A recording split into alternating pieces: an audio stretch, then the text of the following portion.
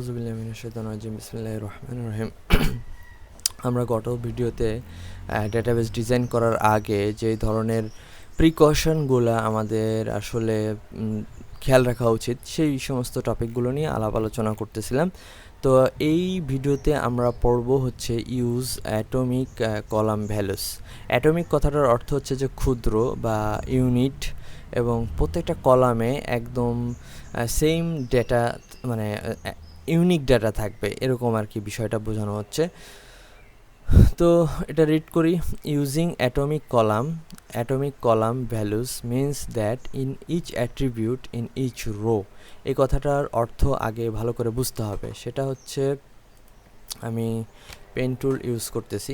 এই যে একটা রো, তাই না, এই যে একটা রো, এই প্রত্যেকটা রো, প্রথম রোয়ের অ্যাট্রিবিউটটা কি? এই অর্ডার আইডি।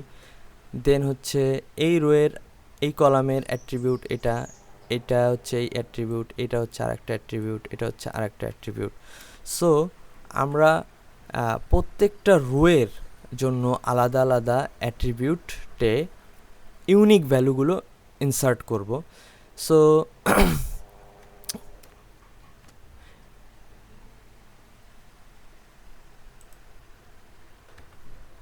তো কি বলছে সেটা হচ্ছে যে you store only one thing. আমি প্রত্যেকটা কলামে একটাই জিনিস স্টোর করব। For example, you need to know what books makes up each order. আমার আসলে জানা প্রয়োজন যে একটা বই আসলে কতবার অর্ডার হয়েছে, ঠিক আছে। You could do this in several ওয়েজে আমি এই জিনিসটাকে বের করতে পারি। একটা সলিউশন হতে পারে এরকম যে one solution would be to add a column to the orders table listing all the books that have been ordered. এর আগে আমরা যে অর্ডার যে টেবিলটা দেখছিলাম, সেই অর্ডার টেবিলের ভিতরে আমরা কি কাজ করলাম, আমরা বইয়ের ইনফরমেশনগুলো লোড করে দিলাম, ঠিক আছে। যে অর্ডার আর কাস্টমার আইডি দুটাকে মার্চ করে, এটা হলো ফরেন কি ছিল আর এটা হচ্ছে এখানকার প্রাইমারি কি। দেন হচ্ছে যে আমরা নতুন করে একটা কলাম অ্যাড করলাম যেখানে আমরা ইনসার্ট করলাম যে কি বই আসলে অর্ডার হয়েছে।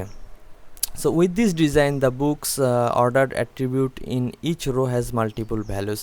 আমরা যদি খেয়াল করে দেখি যে এই অ্যাট্রিবিউটে এই ভ্যালুটাও ডুপ্লিকেট, এই ভ্যালুটাও ডুপ্লিকেট, অথচ ইউনিট অ্যাটমিক কলাম ভ্যালুস অনুযায়ী যে এই কলামে আলাদা আলাদা ভ্যালুগুলো থাকা উচিত। This solution is not good idea for a few reason. কিছু কারণে এই সলিউশনটা আসলে ভালো সলিউশন হচ্ছে না। What you are really doing is nesting a whole table inside one column. আমি করতেছি কি, একটা টেবিলকে অন্য আরেকটা, মনে করেন আমার হচ্ছে যে আমার হচ্ছে কি বলে এটাকে, যে এরকম একটা টেবিল আছে, সেই টেবিলটাকে এরকম একটা টেবিল আছে, জাস্ট থিঙ্ক অ্যাবাউট ইট। এরকম একটা টেবিল আছে, আমি এই টোটাল টেবিলটাকে এই কলামের ভিতরে নিয়ে আসার চেষ্টা করতেছি। এটা কিন্তু অনেক কমপ্লেক্স হয়ে যাইতেছে বিষয়টা, তাই না? সো আমাদের কি করতে হবে, নেস্টিং করা যাবে না। অন্য একটা টেবিলকে আমি এরকম একটা কলামের ভিতরে অ্যাড করে দিতে পারি না। So what you are really doing is nesting a whole table inside one column, a table that relates orders to books. এই যেই টেবিলটাতে আসলে রিলেশন বিল্ড করতেছে, বইয়ের সাথে অর্ডারের রিলেশন বিল্ড করতেছে। যেমন এই বইটা এক নাম্বার অর্ডার আইডিতে 3 নাম্বার কাস্টমারও অর্ডার করছে, আবার সেম বইটা 3 নাম্বার অর্ডার আইডিতে 2 নাম্বার কাস্টমার অর্ডার করছে। সো আলটিমেটলি আমি বইয়ের সাথে অর্ডারের একটা রিলেশন তৈরি করার চেষ্টা করতেছি। So when you set up your columns this way, it becomes more difficult to answer such question. এখন যদি আমার এই টেবিল থেকে কোয়েরি বের করতে হয় যে পার্টিকুলার কোনো একটা বই কতবার অর্ডার করা হয়েছে, সেই জিনিসটা বুঝতে গেলে আমাকে কিন্তু এত মানে সহজ কোয়েরি লিখলে হচ্ছে না। তার কারণ কি, আমাকে এই বুকস অর্ডারের যে কলাম, এই কলামের প্রত্যেকটা ইন্ডিভিজুয়াল আইটেমে যেতে হবে, যাওয়ার পর চেক করতে হবে এটা কি সেই বই। আচ্ছা, যদি সেই বই হয় এটার অর্ডার আইডি কত, সে কে, মানে কোন কাস্টমার সেটা অর্ডার করছে, কয় কপি অর্ডার করছে। আমরা যদি এই অ্যামাউন্টকে ইউনিট প্রাইস দিয়ে ভাগ দিয়ে দিই তাহলে আমি বুঝতে পারবো যে এই কপিটা আসলে কতবার সেল হয়েছে। আর শুধু একটা রোতে এই অপারেশনটা চালালেই কিন্তু হচ্ছে না, আমাকে মাল্টিপল রোতে সেম অপারেশন চালাতে হবে। যেমন এই বুক মানে বুকের যে আইএসবিএন বা এই বইয়ের আইডি অনুযায়ী সেম অপারেশনটাই আমাকে চালাতে হবে। So the system can no longer just count the matching fields. Instead, it has to parse each attribute value to see whether it contains a match everywhere inside it. তার মানে হচ্ছে একটা রোতে single operation চালালেই হচ্ছে না, আমাকে প্রত্যেকটা মানে টেবিলের প্রত্যেকটা রোতে সেম অপারেশন চালাতে হবে। So because you are really creating table inside a table, যেহেতু টেবিলের ভিতরে আমি টেবিল তৈরি করতেছি, you should really just create the new table. এই কাজটা না করে জাস্ট আমি আরেকটা নতুন টেবিল কেন তৈরি করতেছি না, আমি একটা আলাদা টেবিল তৈরি করতেছি অর্ডার আইটেমস নামে। তো এই অর্ডার আইটেমস টেবিলের ভিতরে আমার অর্ডার আইডি আছে। দেখেন এই অর্ডার আইডিটা কিন্তু প্রাইমারি কি না, এখানে একই ভ্যালু বারবার আছে, ঠিক আছে। সেম টু সেমভাবে আইএসবিএন এটাও কিন্তু প্রাইমারি কি না, কারণ এখানেও সেম জিনিসটা আমার বারবার ডুপ্লিকেট হয়েছে। তো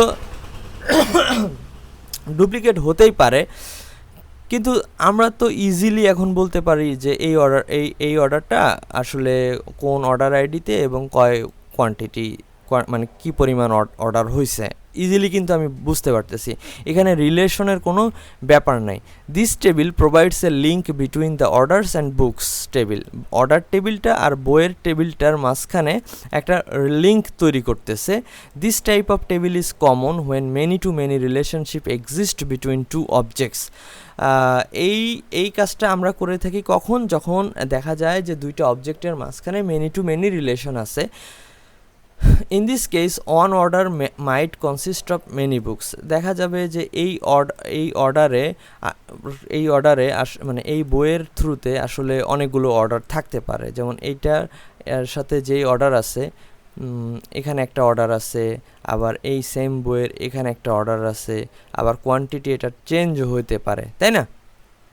তো when you have a problem to solve that really needs non-atomic column values, এখানে কিন্তু আমার অ্যাটমিক ভ্যালুস হচ্ছে না। তার কারণ হচ্ছে কি, এই কলামে আমার অ্যাটমিক ভ্যালু হচ্ছে না, সেম ভ্যালুই বারবার ডুপ্লিকেট হচ্ছে, বা এই আইএসবিএন এর সেম ভ্যালু আমার বারবার ডুপ্লিকেট হচ্ছে। সো এই সমস্ত ক্ষেত্রে আমরা রিলেশনাল ডাটাবেস ইউজ নাও করতে পারি, আমরা নন রিলেশনাল ডাটাবেস যেটা NoSQL এগুলো ইউজ করতে পারি, যেখানে আসলে রিলেশনশিপটা আসলে ওরকম মেনটেন করে না। তাহলে আমরা বুঝলাম যে ইউজ অ্যাটমিক কলাম ভ্যালুসের মাধ্যমে আসলে কোন জিনিসপত্রগুলো বোঝানো হয়, ঠিক আছে। সো আজকে হচ্ছে এই পর্যন্তই আমরা দেখব। নেক্সট টপিক হচ্ছে আমাদের হচ্ছে সেন্সিবল কিজ কিভাবে চুজ করতে হয়। সো ততক্ষণ পর্যন্ত ওয়েট করেন।